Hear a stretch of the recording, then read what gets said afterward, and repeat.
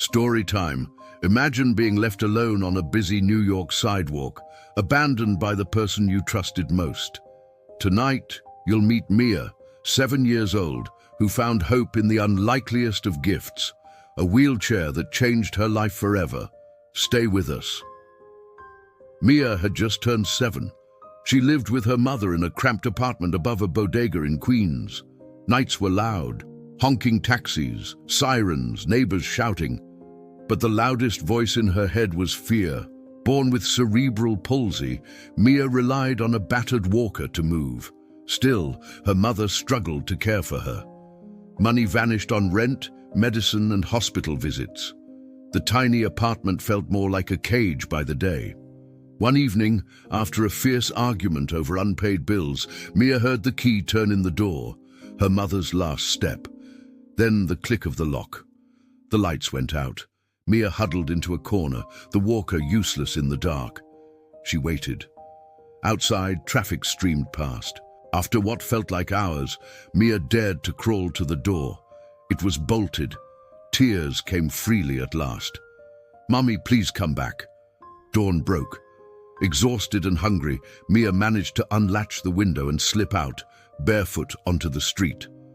The walker lay behind her, useless now. She sat on the curb, clutching a threadbare teddy. Pedestrians rushed by, faces a blur. A police cruiser passed, lights off. No one saw her small frame. No one heard her sobs. Every minute felt like an eternity. A young journalist on assignment, Carlos, spotted her. He'd been covering a housing protest blocks away. He skidded to a stop. "Hey there, are you okay?" Mia shook her head, eyes glassy. He called dispatch, then knelt beside her. "My name's Carlos. What's yours?" With a trembling voice, she whispered, "Mia." He wrapped his jacket around her shoulders. At the precinct, Mia was given water, toast, and a warm place to sit. Social workers arrived, gentle and firm. Questions came. "Where's your family? Who can we call?" Mia had no answers. News of the little girl in the street spread online when Carlos tweeted her photo, face blurred. Within hours, thousands shared it with messages, "We must help her," and "No child should be alone." A fundraiser page popped up, "Help Mia get a wheelchair." Donations poured in, $5, $10, $100 at a time, from across the city and beyond. Strangers pledged to cover everything: medical bills, therapy, a safe home. Meanwhile, Child Services worked to place Mia temporarily with her aunt Rosa, who lived in Brooklyn. Rosa had once cared for her as a baby, but lost touch after a family rift. Rosa arrived at the precinct, stunned by the story. She embraced Mia, who clung to her as if she were an anchor in a storm. "I'm here now," Rosa promised, voice cracking. Back at Rosa's small apartment, Rosa found Mia's walker broken beyond repair. She set up a cot in the kitchen and silently wept at the thought of her niece left alone. The GoFundMe reached $20,000 by nightfall. A local wheelchair company, Wheels of Hope, volunteered to craft a custom power chair for Mia. Purple, her favorite color. As day turned to night, Mia lay on the kitchen floor, cuddling her teddy. For the first time in weeks, she drifted to sleep without fear. A small victory in a life that had known too little safety. Early the next week, Rosa and Mia arrived at Wheels of Hope's workshop in Manhattan. Engineers and volunteers greeted them with smiles and hushed applause. The chair's design process began, measuring Mia's posture, choosing the joystick placement, testing seat height. Mia watched in awe as the wheelchair took shape before her eyes. While Mia sat beside the frame, the technician handed her colorful stickers, stars, hearts, butterflies. "Make it yours," he said. Mia's tiny hands decorated every surface.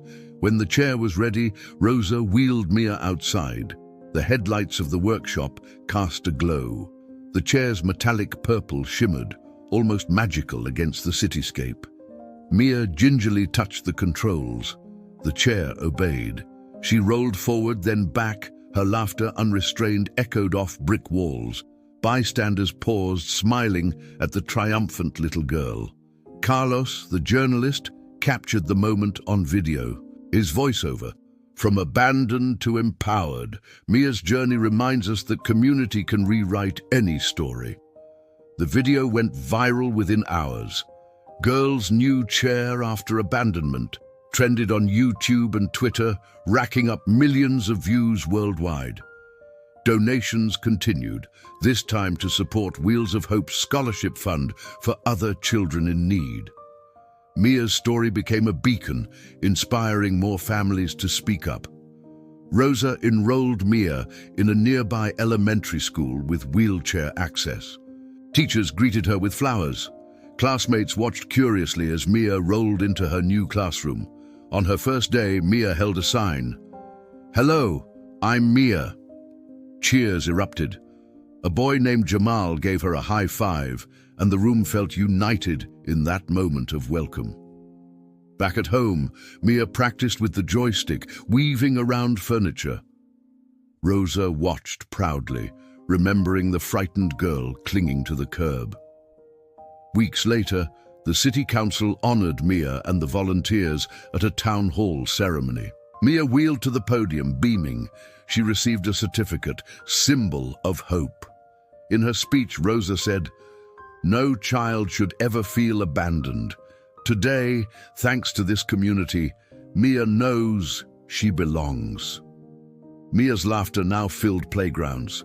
She joined after-school art club, painting murals of purple butterflies and open doors, symbols of her journey.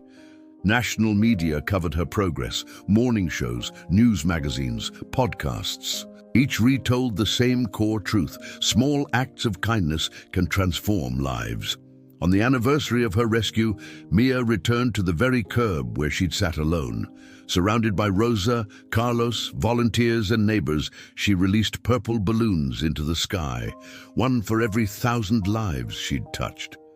Mia's story proves that when we choose compassion over indifference, we light the darkest corners.